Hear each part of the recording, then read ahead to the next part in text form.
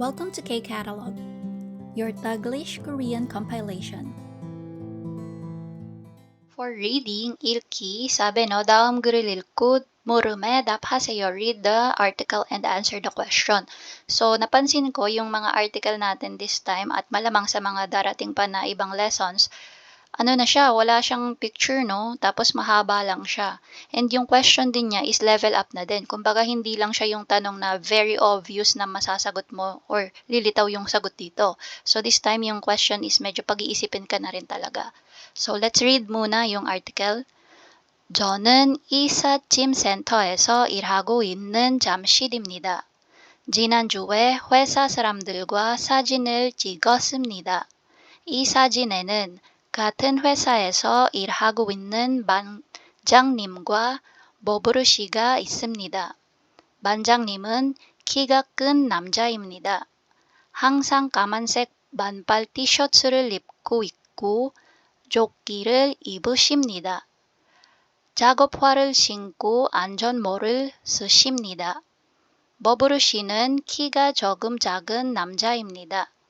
청바지를 자주 입고 눈이 나빠서 안경을 씁니다. 저는 요즘 날씨가 더워서 자주 모자를 쓰고 일합니다. 같이 일하고 있는 사람들이 모두 친절해서 회사 생활이 힘들지 않습니다. Yan. So, ano yung sinabi dyan sa article natin na pagkahaba? Sabi niya, 저는 이삿짐 센터에서 일하고 있는 잠실입니다. Nagpapakilala siya. Sabi niya, ako ay si Jamshid na nagtatrabaho sa 이삿짐 center. So, ibig sabihin yung mga, ano yung 이삿짐 center? Yung company na kinokontak natin kapag tayo ay lilipat. Okay? So, yung mga moving company, mga bahay na maglilipat, tatawag sila sa 이삿짐 center. Okay? So, yun yung trabaho ni Jamshid. Next.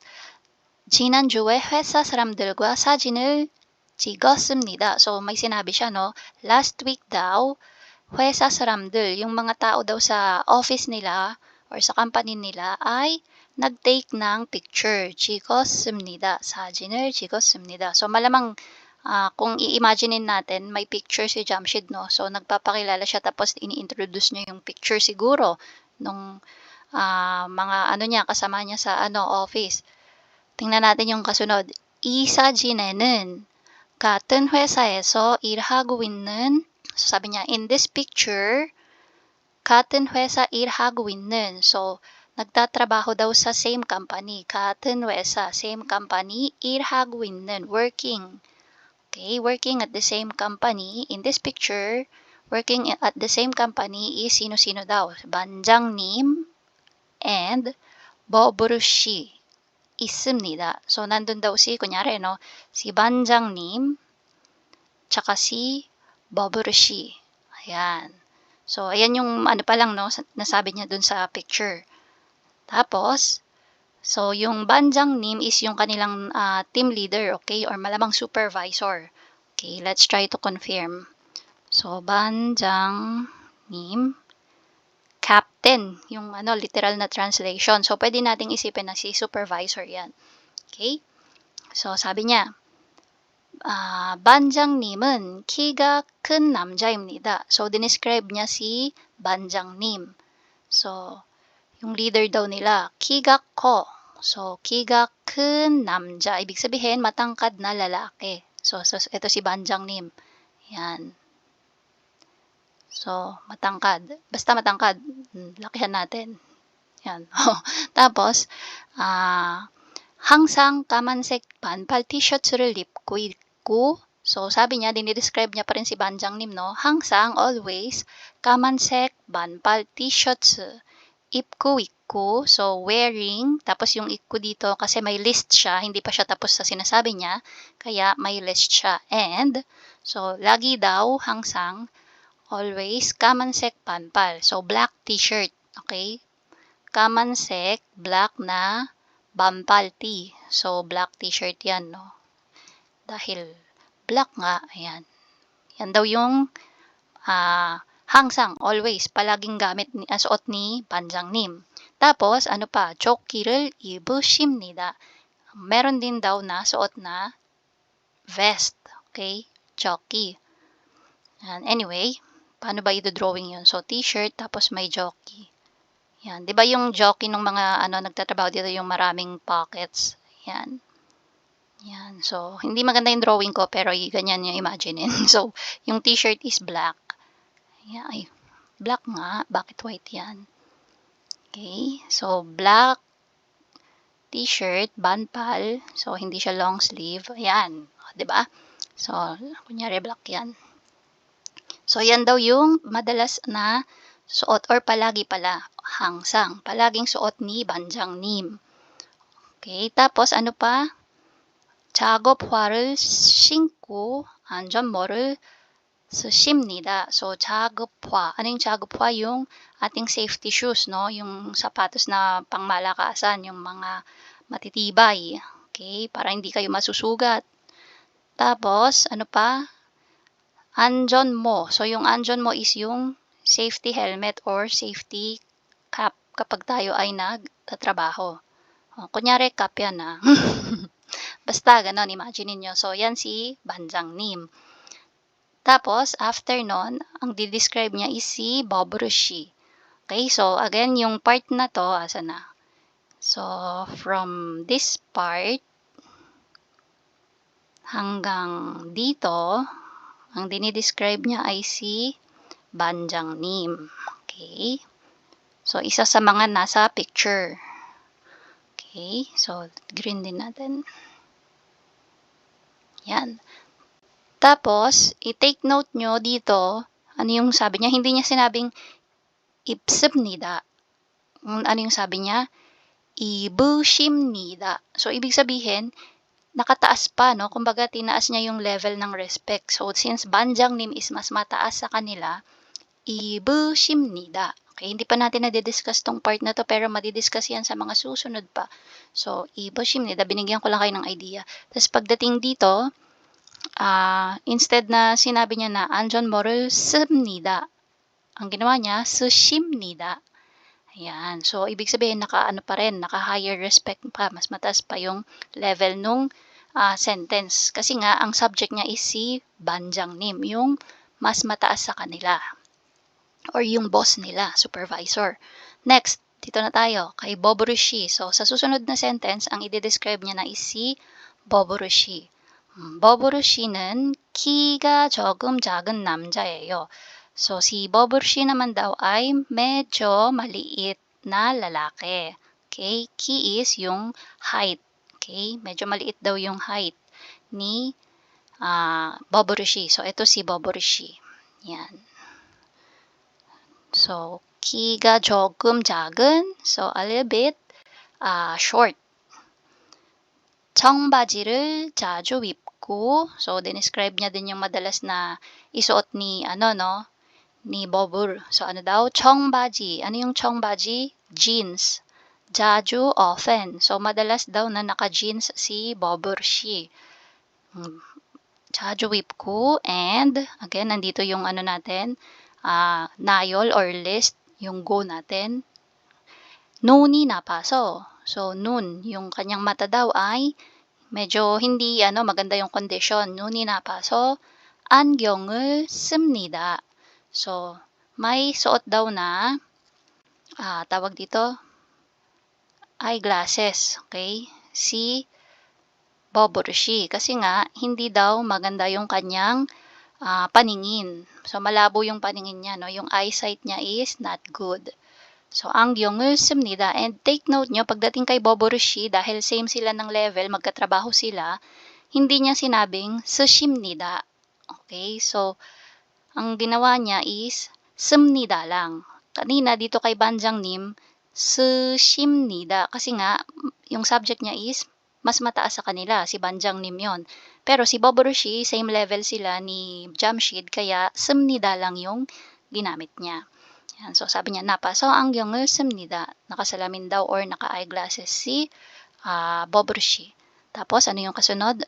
저는. Tapos, after ni Bobrushi, siya na yung, yung sarili niya na yung dinescribe niya. 저는 요즘 날씨가 더워서 lately, okay, these days, sa panahon ngayon, mainit daw yung weather. 날씨가 더워서 자주, often, madalas, 모자를 쓰고 일합니다. Madalas na nagsusuot ako ng cap habang nagtatrabaho. Okay? So, he's wearing a cap while working. Kasi nga, because of the weather. 날씨가 더워서. The weather is hot these days. Next, 같이 일하고 있는 사람들이 모두 친절해서 회사 생활이 힘들지 않습니다. Tapos sinabi niya ulit yung parang may siya, closing siya pagdating dun sa mga katrabaho niya. 같이 일하고 있는 사람들, yung mga tao daw na kasama niya. Okay, together na nagwo-work. Okay, yung mga katrabaho ko, yung mga kasama ko sa trabaho, modu, lahat, 친절해서, friendly. Okay? 회사 생활이, yung work daw, work life. Okay? So, work life niya daw ay 힘들지 않습니다. Not difficult. Okay? Or hard. Okay? So, palitan natin. Much better yung hard. So, hindi daw mahirap yung kanyang pagtatrabaho. Okay? Kasi, yung mga katrabaho niya or kasama niya sa trabaho ay lahat sila ay friendly. Okay? 'Di ba kapag ang katrabaho mo is lahat kayo magkakasundo, hindi ka na stress masyado sa trabaho. So, hindi mo masyadong nararamdaman na mahirap yung iyong trabaho, no? Yan. So, try na nating sagutan. Ang haba ng explanation, no? So, number 1, 무엇에 대한 글입니까? So, you have to understand kasi yung 내용 or yung content para masagot mo yung mga tanong. So, number 1, 무엇에 대한 글입니까? Again, 에 대한 about. So, about saan daw yung article. So, number 1, 이삿 짐 센터 소개. So, 소개 is introduce or introduction. Okay? 소개. So, ito daw ba ay about sa Isa Gym Center, yung company nila? Yun daw ba yung ini-introduce dito sa article? Hindi naman, 'di ba? Sinabi niya lang na doon siya nagwo-work pero yung the rest of the sentences is about sa ibang bagay. So tingnan natin. Number 2, 좋아하는 옷 소개. So yung gusto daw niya na damit, yun ba? Hindi naman. Wala naman siyang sinabing ito yung gusto kong damit, ito yung gusto kong damit. So hindi rin ito. So number 3, 같이 일하는 사람 소개. So 같이 일하는, work together, okay? Saram, people na katrabaho niya, okay? Yun yung kanyang inintroduce, which is tama. Describe niya pa nga kung ano yung mga suot-suot nila. So ito yung sagot natin sa number 1. Number 2, 윗글의 내용과 같은 것을 고르세요. Ayan, ito yung mga mahirap kain ng oras pagdating sa exam. Yung mga ganyang klaseng question or instruction. So sabi diyan, yung nasa taas daw na article, ayan, kailangan hanapin natin alin dito sa apat yung pareho ang sinasabi. 내용과 같은 것. So same with the one on the top. Ayan, itong article natin dito. 고르세요, choose. 고르세요. So, tingnan natin. Number 1, 회사 사람들과 자주 사진을 찍습니다. So, yung mga katrabaho daw niya sa office ay madalas. 자주 사진을 찍습니다. Madalas nagtitake ng picture. So, nabanggit ba yon? Hindi. Binanggit lang na nag-take ng picture. Okay? Kailan? Nung last week, 지난주에. Okay? 지난주에 회사 사람들과 사진을 찍었습니다. Yan, yung sa second sentence natin, binanggit na nag-take ng picture pero hindi sinabing palagi. So, last week, sabi. So, X ito. Number 2, 반장님은 눈이 나빠서 안경을 쓰십니다. So, si team lead daw nila or si supervisor nila ay hindi maganda yung paningin. Okay? Malabo daw yung mata kaya may suot na eyeglasses. So, si Banjangnim ba yun? Hindi. Si Bob Rushi yung nakasalamin. Okay? So, yung number 2, ayan. So, si Bob Rushi, ayan o. Bob Rushi는, so, from dito hanggang dito, si Bob Rushi yung topic. Okay? So, ayan o. 눈이 나빠서 안경을 씁니다. Okay, so yan is si Boborshi. So, ito ay X ulit. Kasi hindi nga si Banjang Nim yun, si Boborshi dapat yan. Number 3. 보불씨는 반팔 티셔츠를 자주 입습니다. So, sabi niya, si Boborshi daw ay madalas na ang suot ay t-shirt. Okay? Short sleeve na t-shirt. So, parang hindi naman, parang nagkabaligtad. Si Banjang Nim yung madalas na naka-banpal t-shirt, no? Ayan, no? 반팔 티셔츠를 입고 있고, sino yan? Si Banjang Nim. Again, ayan, no? Yung mga naka-green, underline in green, si Banjang Nim. So, X ulit yung number 3. Okay? So, sino to? Si Banjang Nim dapat ito, hindi si Boborshi. Okay? Tapos, yung number 4, siya yung natitira, baka siya na nga ang sagot. So, Jamshid 씨는 요즘 자주 모자를 쓰고 일합니다. So, si Jamshid daw ay 요즘 자주 모자를 쓰고 일합니다. So, madalas daw siya lately na nagsusuot ng cap habang nagtatrabaho. So, ito yun eh. Kita na natin agad eh sa dulo. Second to the last pala. Ayan. 저는 요즘. Ayan o. 요즘. Andyan yung word na 요즘. Tapos, 자주. 날씨가 더워서 자주. 자주. 모자를 쓰고 일합니다. 모자를 쓰고 일합니다. Okay? Swak. Kaya yung sagot natin is number 4. Yan. So, that's for reading. Haba ng reading natin, no? 2. For writing na to, no? Ng Level 2 Unit 3 workbook. 사배 다음은 같은 반 친구 소개에 대한 글입니다. So, yung sumusunod daw, the following is about 에 대한. The article, yan, the following article is about 같은 반 친구 소개. So, same, 같은, same 반 section or class. And then, 친구, friend, or classmate, kumbaga. Okay? So, 반 친구, classmate. Okay? So, sabi niya, ini-introduce daw yung, classmate niya. 그림을 보고 그림을 완성하세요. 글을, sorry. So, sabi, 그림을 보고, look at the picture, and 글을 완성하세요. Complete the article here. Okay? So, tingnan natin. 같은 반 친구 소개. So, introducing my classmate. 저는 후웬입니다. So, si Huwen yung nag-i-introduce, no? Asan yon? Ayan, siya yung ating speaker. 저는 후웬입니다. Ako si Huwen. I'm Huwen. 같은 반에서 한국어를 공부하고 있는 친구들을 소개합니다. I'm going to introduce my classmates who's also studying Korean language. Ayan. 같은 반에서, same section, 한국어를 공부하고 있는 친구들. So, Korean learning or studying Korean language. Tapos friends. 소개합니다. Introduce, I will introduce. Yan. Papakilala ko sa inyo yung mga kaklase ko na nag-aaral din ng Korean language. Ayan. Next, 라흐만 씨는 키가 큰 남자입니다. So, inuna niya si 라흐만. Ano yung explanation niya or description niya kay 라흐만? 키가 큰 남자. So, matangkad daw si 라흐만. 키가 큰 남자입니다. Matangkad na lalaki si 라흐만. Tapos, paran색 blank. So, paran색. Ano yung paran색 kay Rahuman? Si Rahuman pa rin yung pinag-uusapan dyan, ha? So, ito yung suot niya, no? Paran색 is blue. So, ano yung suot niya na yan? Jumper yan. Okay? So, paran색 jumper를. So, ul or rul object particle dapat kasi yung kasunod natin is action word, which is ipta. So, this time, so, ini-introduce niya this time. So, dapat ang ating format is 입습니다. 점퍼를 입습니다. Yan. Or, 입고 있습니다. Pwede din yon.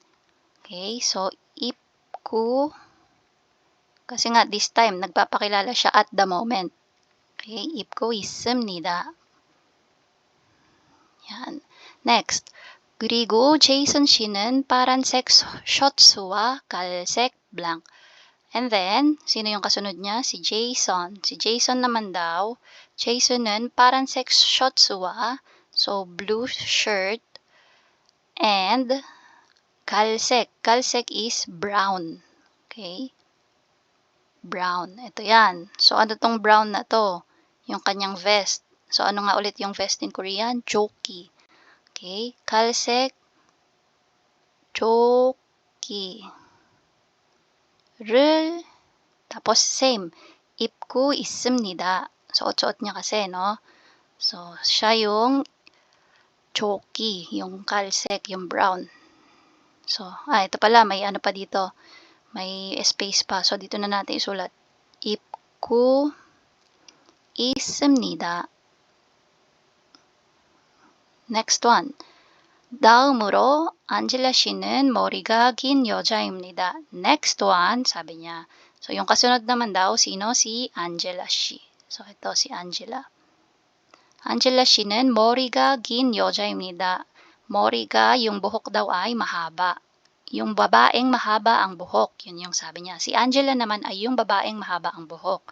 Okay? Angela is the girl with the long hair. Next, 눈이 안 좋아서.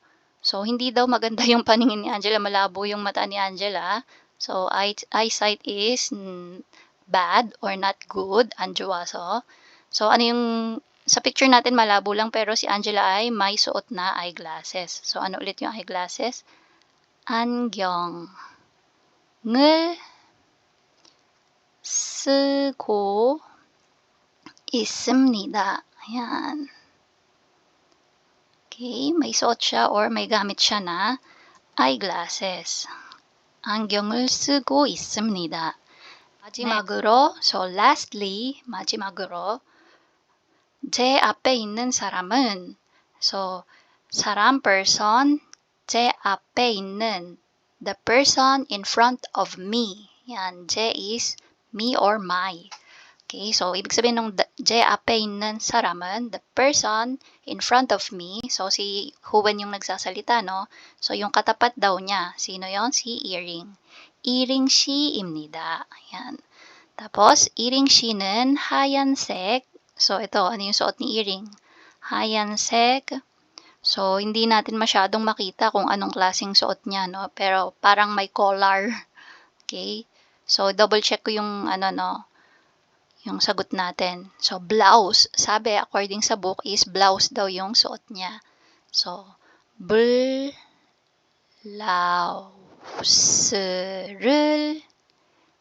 입고 있습니다. Ayan. So, yan yung ating writing. So, tiningnan natin yung picture and kinomplete natin yung pagkakadescribe ni Huwen dun sa kanyang mga classmate. So, kung ano-ano yung kanilang mga suot. Okay? So, that's for writing. And that's it. If you find this video helpful, please hit the like, share, and subscribe button. So I still hope to see you in the upcoming videos, and again, thanks for watching.